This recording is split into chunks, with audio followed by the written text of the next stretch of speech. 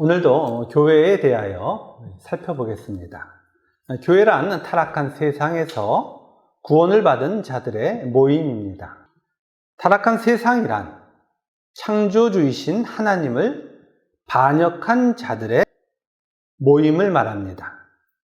하나님이 선이시고 하나님을 반역하는 것이 악이므로 하나님 나라 바깥의 영역은 악한 영역입니다.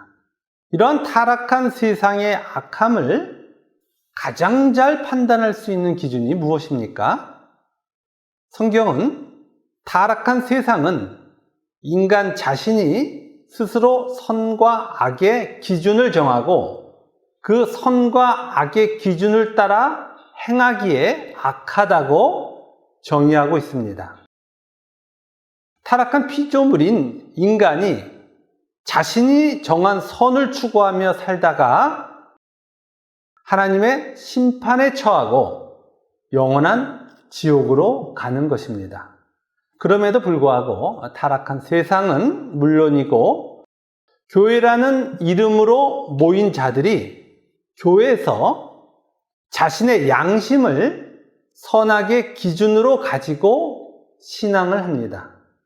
성경이 인간이 가진 양심과 윤리를 선악의 기준으로 정하면 그건 죄야 라고 명확하게 말씀하고 있음에도 불구하고 여전히 구원을 받지 못한 그런 분들은 성경을 통한 하나님의 말씀을 알아듣지 못하기 때문에 자신의 선악의 기준을 가지고 신앙을 하면서도 나는 크리스찬이야 라고 말하는 것입니다. 인간의 악함은 하나님의 말씀까지도 자신의 선악의 구조로 바꾸어 하나님을 우상 취급하는 것입니다. 이렇게 세상에 구원을 받지 않는 사람들이 종교적인 동기로 모여 교회라는 이름을 사용하고 있는 것이 안타깝게도 이 땅의 현실입니다. 타락한 세상도 당연하게 자신들의 선악의 기준으로 살고 있기에, 즉 하나님의 나라에 대해서는 무지하기에 단지 종교적 모임에도 불구하고 종교적 동기로 모여 교회라는 이름을 붙인 그곳을 교회라고 불러줍니다. 이런 교회를, 교회의 형태를 가지고 자신의 복을 추구하는 집단이라고 하여 신학적으로는 유사교회라고 부릅니다. 다시 강조하여 말씀드리지만 이러한 유사교회는 인간의 선악의 기준으로 성경을 해석하고 자신들이 선이라고 여기는 것을 행하며 자신들이 원하는 것을 추구하다가 결국은 영원한 지옥에 가게 되는 것입니다. 따라서 이런 것들을 교회라고 할 수 없습니다. 교회는 하나님이 창조해 주신 구원의 증거들로 충만한 모습을 보입니다. 우리는 구원의 7가지 증거와 연관하여 교회의 모습을 살펴보고 있습니다. 구원의 첫 번째 증거는 성령 하나님이 내주한 자들은 성경을 구원의 진리로 바라보는 것이었습니다. 따라서 이러한 증거를 가진 자들이 모인 곳에서는 구원 이전에 자신들이 가졌던 선악의 기준을 부인하고 자신을 구원해 주신 하나님의 뜻대로 성경을 보는 일이 일어납니다. 그래서 이들은 자신의 선악의 기준을 부인하고 하나님의 말씀을 하나님의 뜻대로 이해하며 하나님의 통치를 받으며 하나님이 허락하신 삶에서 하나님을 찬양하며 사는 것입니다. 성경이 정의하는 교회는 성경이 구원을 기록하고 있음을 알고 있으며 구원하시는 하나님에 대하여 알고 자신들은 타락하였다는 것을 또한 알며 그럼에도 불구하고 하나님의 은혜와 그 크신 능력이 자신을 하나님의 자녀로 바꾸고 있다는 현실을 압니다. 그리고 완성될 하나님에 대하여 성경이 기록되어 있다는 것을 우리 모두가, 교회 모두가 공유하는 것입니다. 따라서 구원의 첫 번째 증거인 하나님 말씀에 대한 이해는 교회에서 너무나도 분명하게 나타납니다. 성령 하나님 진리를 충만하게 증거해 주고 계시기에 교회는 성경을 통하여 진리의 공동체로 나아가는 것입니다.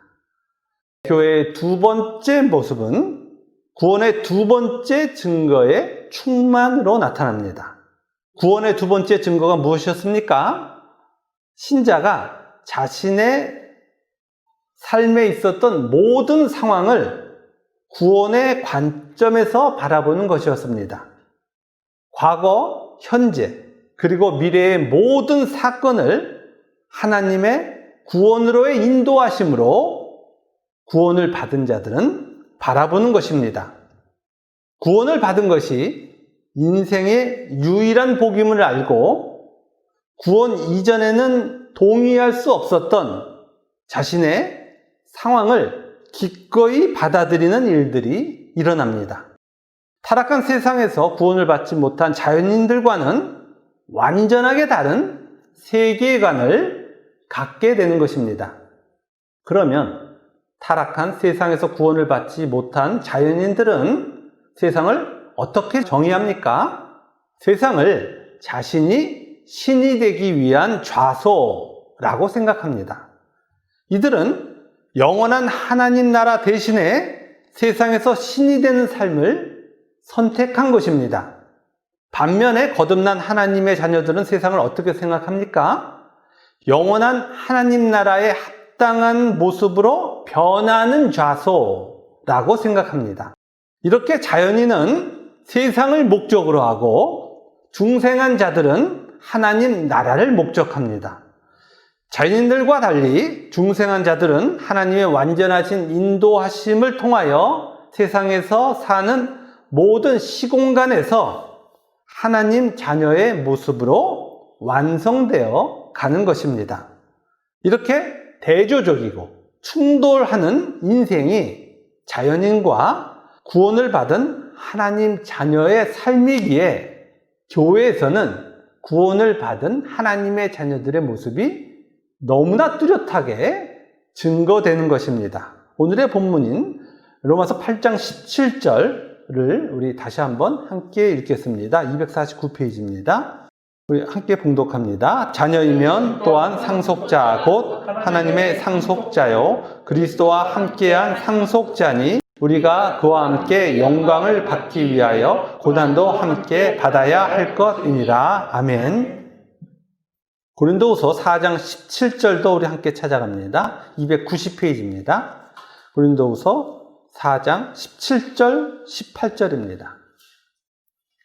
다 함께 한 목소리로 봉독합니다. 우리가 잠시 받는 환난에 경한 것이 지극히 크고 영원한 영광에 중한 것을 우리에게 이루게 함이니 우리가 주목하는 것은 보이는 것이 아니요 보이지 않는 것이니 보이는 것은 잠깐이요 보이지 않는 것은 영원함이라. 아멘. 하나님 나라의 상속자인 예수 그리스도와 함께 하나님 나라의 상속자가 된 하나님의 자녀들은 하나님 자녀의 모습인 영광스러운 모습을 위해 세상에서의 고난이 있다라고 말씀하고 있습니다. 영원한 영광에 중한 것을 이루기 위하여 잠깐의 경한 환난을 받는 것, 바로 이 모습이 신자의 현실인 것입니다. 따라서 세상에서 구원을 받고 자신의 인생을 구원의 관점 속에서 바라보는 하나님의 자녀들이 모인 교회에서는 고난에 대하여 세상은 알 수 없는 해석을 하게 됩니다. 교회는 타락한 인생들과 동일한 세상의 복을 추구하기 위한 것이 아닌 것입니다. 이렇게 세상이 알 수 없는 구원의 관점에서 자신의 삶을 바라보게 되면 세상에서는 자신의 삶을 공유할 자를, 나눌 자를 만날 수 없게 됩니다. 오직 자신이 겪은 고난과 동일한 고난을 겪은 형제들만이 삶을 함께 공유하는 것입니다. 교회에서 지체들과 삶을 공유할 수 있는 그 근거는 무엇입니까? 구원을 받은 자들은 모두 죄의 크기와 고난의 크기와 성화를 통하여 완성되는 의의 크기가 동일하다는 진리를 알고 있습니다. 따라서 고난을 함께 공유할 수가 있는 것입니다. 제가 성경을 더 많이 알고 있다고 해서 죄가 작은 것도 아니고 고난이 적은 것도 아니며 그리고 의가 더 큰 것도 아닌 것입니다. 모든 인간의 죄는 예수님 십자가의 대속으로만 해결되는 무한한 크기임을 여러 차례 반복해서 말씀드렸습니다. 인간은 모두 동일한 무한한 크기의 죄를 소유하였고 완성된 하나님 나라에 들어간 하나님의 자녀들의 의도 동일하게 예수님과 같은 크기인 것입니다. 예수님의 핏값으로 산 하나님의 자녀들의 의의 크기가 예수님과 동일하다는 신학적 명제는 너무나도 확실한 진리인 것입니다. 그리고 전능하신 하나님은 당신이 구원을 한 자 모두를 완전한 하나님의 자녀로 완성시켜 주십니다. 또한 하나님의 자녀들 간의 의의 크기에도 차이가 없는 것은 하나님의 의는 전적으로 하나님이 만들어 주신 것이기 때문입니다. 따라서 하나님이 무한한 죄의 존재인 신자를 무한한 의를 가진 하나님 자녀로 변화시키는 수단인 고난의 크기도 구원을 받은 자 모두가 동일한 것입니다. 구원을 받은 자들은 모두가 무한한 죄에서 시작하였고 무한한 의로 변화하기 위한 고난을 지나가는 것이기 때문에 모두가 동일한 크기만큼의 고난을 받는 것입니다. 교회 안에서 가장 많이 오해되는 것은 교회의 구성원들 중에서 누구는 죄가 더 많고 누구는 의가 더 크다고 하는 세상적 사고를 갖는 것입니다. 성경은 그렇게 말씀하지 않고 신자들의 죄의 크기와 죄를 없애고 의를 만드는 고난의 크기와 고난을 통과하여 만들어진 의의 크기가 모두 동일하다고 말씀하고 계시는 것입니다.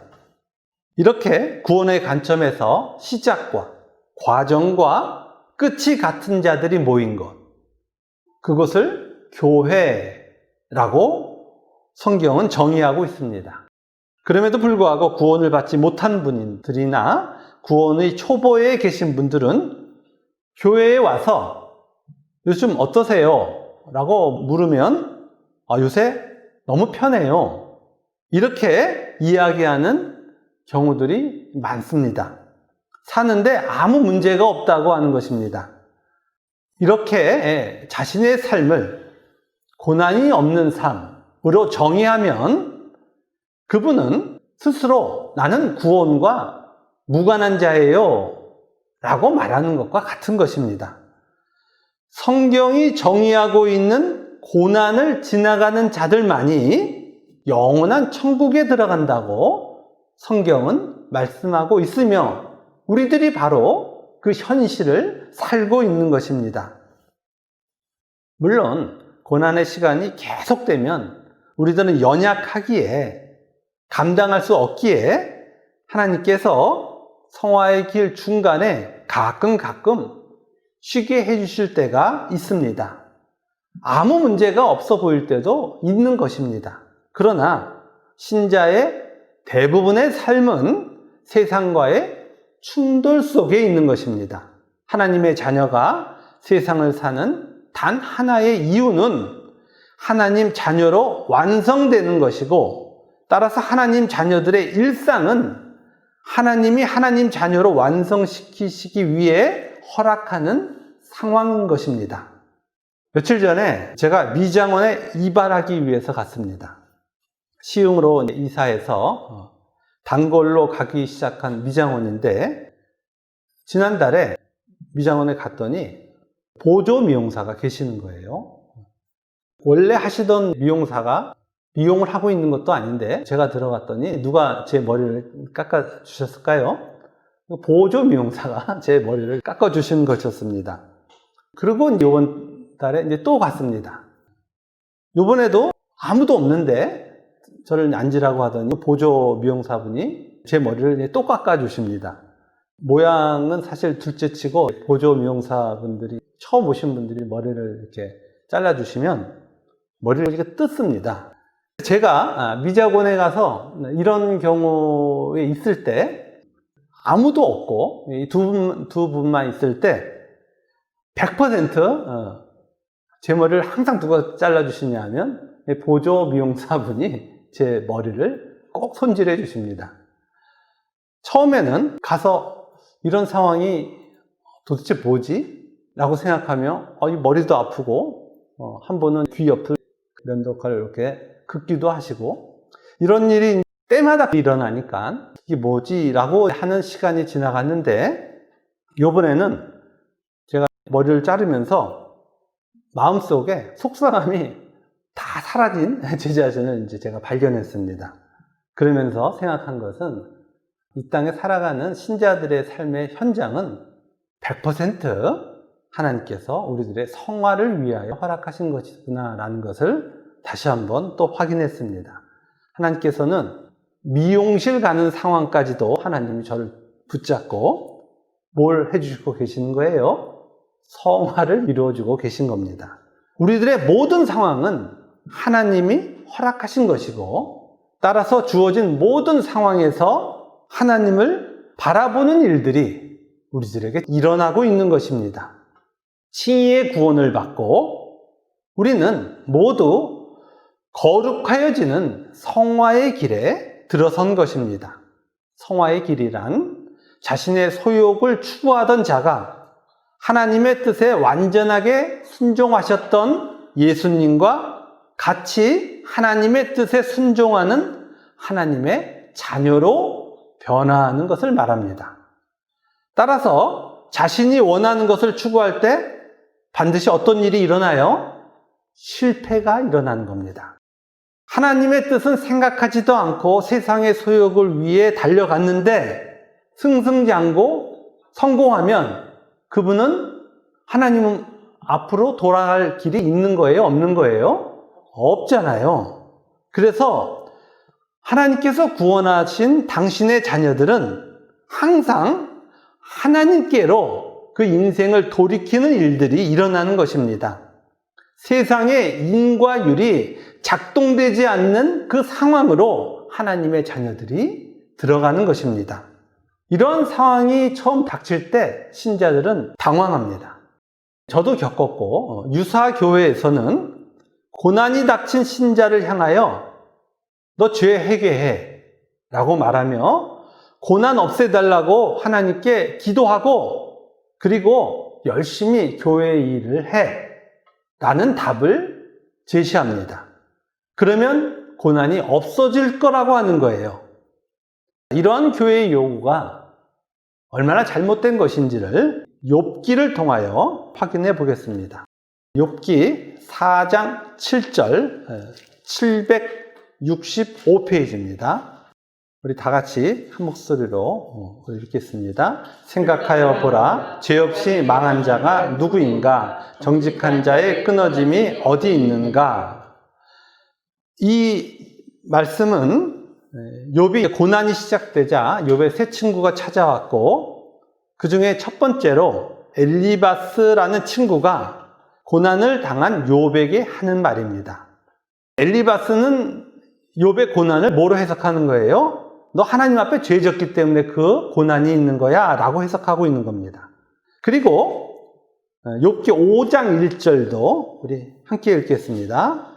너는 부르짖어 보라, 내게 응답할 자가 있겠느냐? 거룩한 자 중에 내가 누구에게로 향하겠느냐? 아멘. 엘리바스가 욥에게 하나님께 부르짖으며 간구하는 것만이 고난에서 나올 수 있는 유일한 방법이야 라고 알려줍니다. 욥기의 뒤에 기록되어 있는 욥의 두 친구도 욥에게 이 동일한 제안을 합니다. 욥이 죄를 져서 고난이 왔다고 하는 거예요. 죄를 져서 고난이 왔으니까 하나님께 죄를 회개하고 하나님이 하라는 거 잘하면 고난이 없어진다고 많은 사람들이 생각하고 있습니다. 저도 고난의 시간에서 교회에서 욥과 동일한 요구를 받았습니다. 죄를 회개하라고 해서 죄를 회개했습니다. 물론 성경에서 정의하는 그 회개는 아니었습니다. 제가 한 회개는 자범죄에 대한 용서를 구하는 것에 불과했습니다. 성경이 정의하는 회개란 구원의 여정을 걸어가면서 세상에서 하나님께로 인생을 돌이킨 자가 세상에서는 멀어지고 하나님을 향해서는 가까워지는 그 모습을 회개라고 말합니다. 그럼에도 불구하고 저는 당시에 회개가 무엇인지조차 몰랐기에 모든 종교가 공통적으로 정의하고 있는 자범죄에 대한 용서를 구하였고, 지금 엘리바스도 그러라고 하는 거예요. 그리고 하나님께 죄를 고하고 고난에서 나오게 해달라고 간구해야 되기 때문에 새벽 기도도 빠지지 않았고, 그리고 교회에서 하라고 하는 모든 봉사에 최선을 다했습니다. 엘리바스가 제안한 답을 제가 한 거예요. 그러나 욥기에서 확인해 주는 것과 같이 이러한 모습은 하나님과 아무런 관계가 없는 것입니다. 욥기를 통하여 하나님께서는 신자의 고난은 우리가 생각하는 그런 자범죄 몇 개 증거의 죄가 아니야 라고 말씀해 주시며, 이 세상 유사교회에서 제안하는 그러한 방식은 죄를 알지도 못하는 거야 라고 말씀해 주고 계십니다. 교회가 고난의 시간 속에 있는 신자들에게 요구하는 것들을 조금만 자세히 들여다보면 교회가 요구하는 것들이 하나님과 왜 관계가 없는 것인지를 알 수 있습니다. 자, 교회가 고난의 시간 속에 있는 신자들에게 고난에서 벗어날 수 있다고 가르쳐 준 것에는 어떤 사고가 깔려 있는 것입니까? 하나님 앞에 자범죄 짓지 않고 교회에 충성하면 현실에서 어떻게 살 수 있다는 거예요? 잘 살 수 있다는 거예요. 편안하게 살 수 있다는 거예요. 모든 종교가 이런 사고를 갖고 있는 거예요. 모든 인간이 이런 인과율적 사고를 가지고 하나님 앞에 서는 겁니다. 만일 이러한 인간의 생각이 맞다면 하나님은 성경이 말씀하고 계신 하나님 아니고 우상에 불과한 겁니다. 인간이 제공하는 원인에 반응하는 존재, 그것이 뭐예요? 우상이잖아요. 구원은 자신의 인과율로 살아가는 타락한 인생이 하나님이 원인이고 결과가 되는 하나님의 통치 안으로 들어가는 거예요. 따라서 고난을 없애기 위해 하나님과 무관한 자신의 원인을 제공하는 것으로는 이런 고난을 해결할 수 있는 방법이 없는 거예요. 이렇게 하는 행위가 모두가 구원을 받지 않은 자들이 하는 종교 행위인 겁니다. 신자는 고난을 통과해야만이 하나님과 끊어졌던 죄가 없어지는 것이고 하나님과 바른 관계에 서게 되는 것입니다. 모든 신자들이 세상에서 겪는 일상이 고난인 거예요.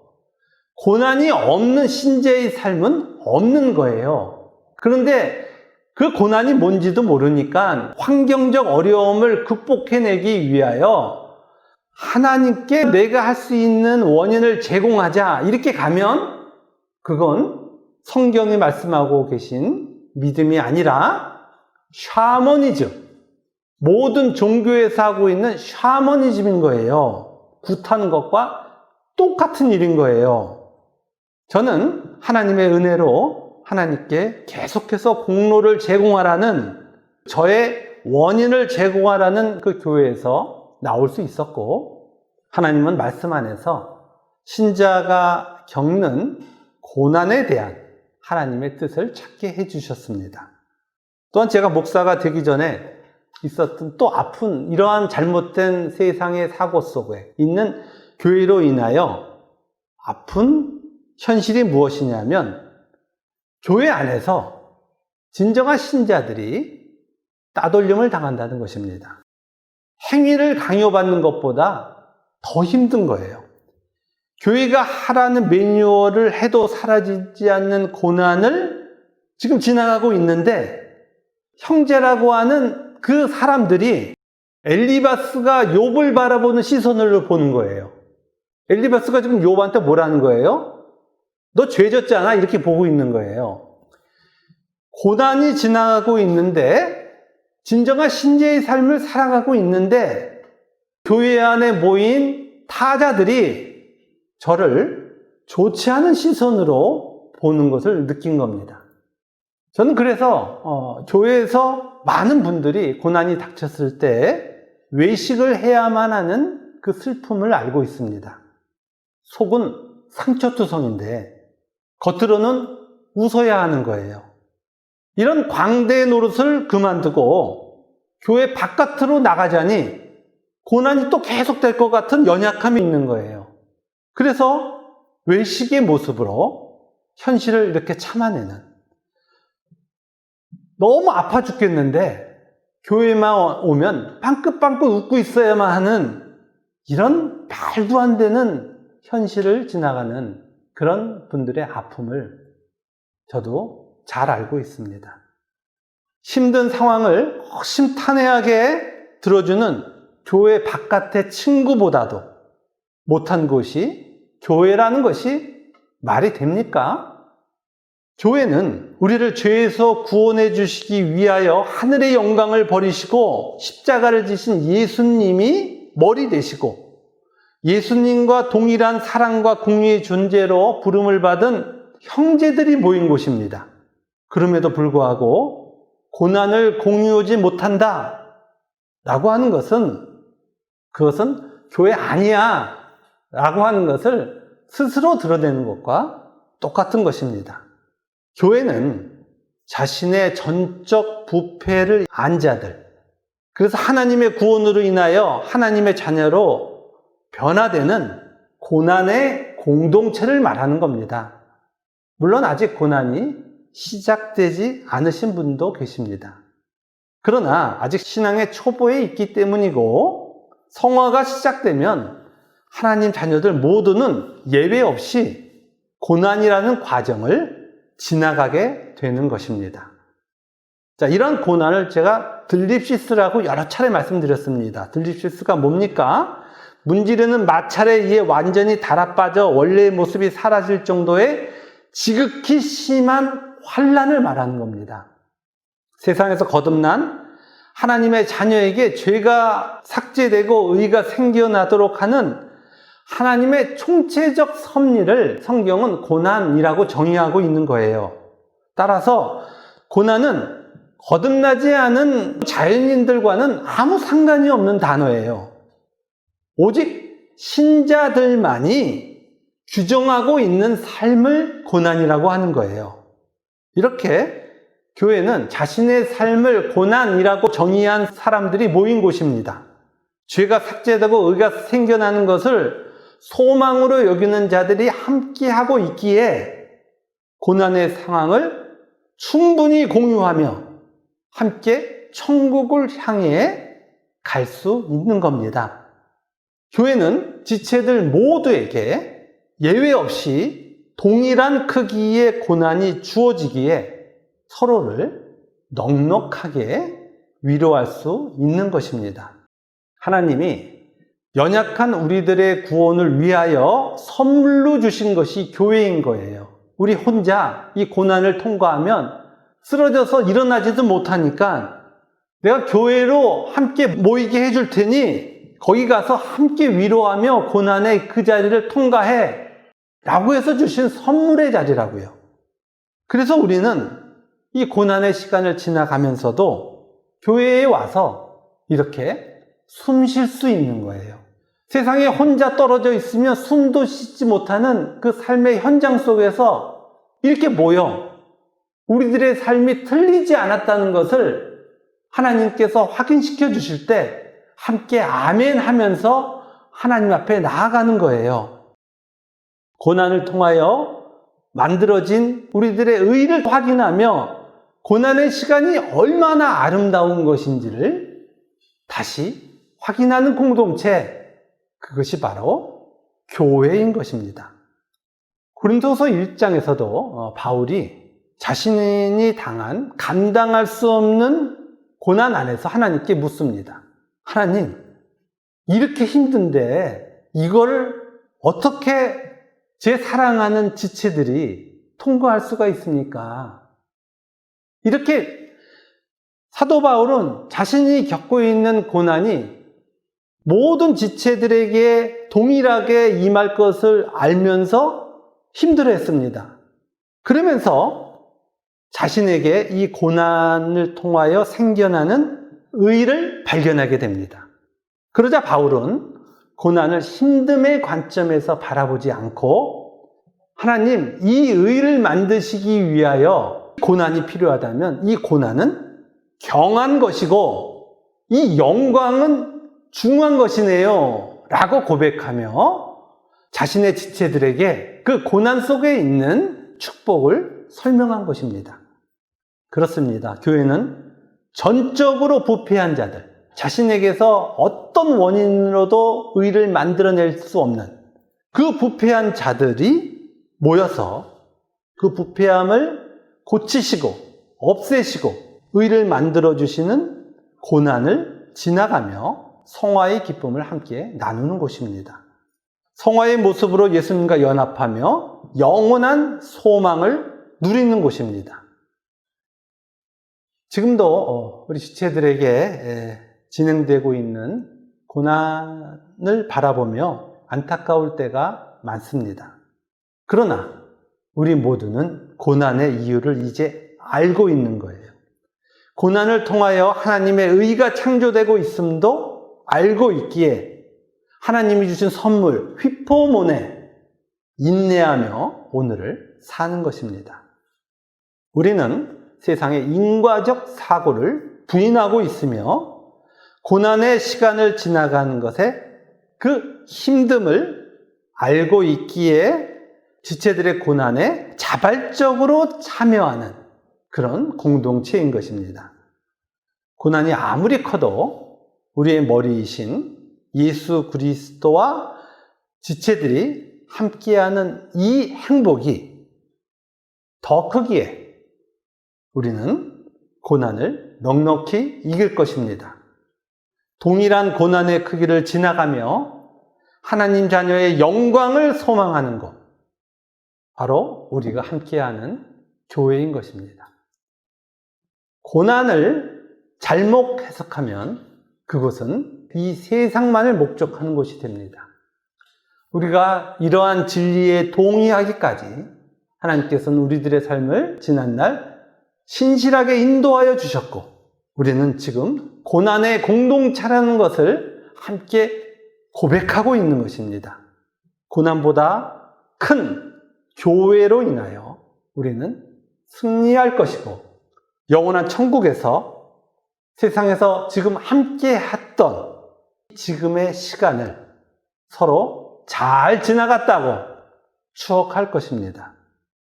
교회가 고난의 공동체라는 것 잊지 마시고 고난의 시간을 함께 공유하며 소망으로 나아가는 우리 모두가 되기를 주님의 이름으로 축원합니다. 아멘.